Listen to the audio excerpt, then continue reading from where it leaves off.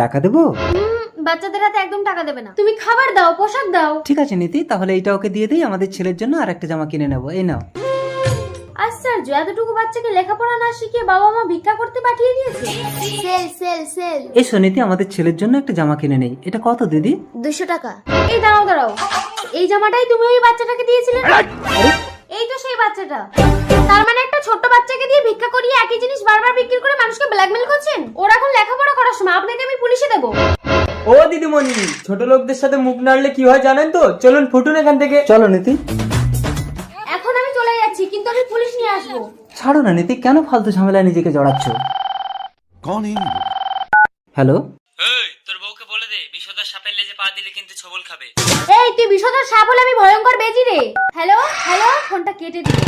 Sir sir sir দাঁড়ান। কি হলো ম্যাডাম?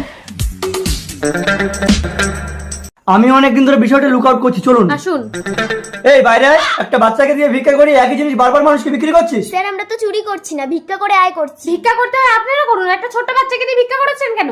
একটা বাচ্চাকে দিয়ে এসব কাজ করানোর জন্য আমি তোমাদের কঠোর শাস্তির ব্যবস্থা করবো, চলো। তোমার কোনো চিন্তা নেই ছোট, তুমি আমাদের কাছে থাকবে, লেখাপড়া করবে। কি মজা।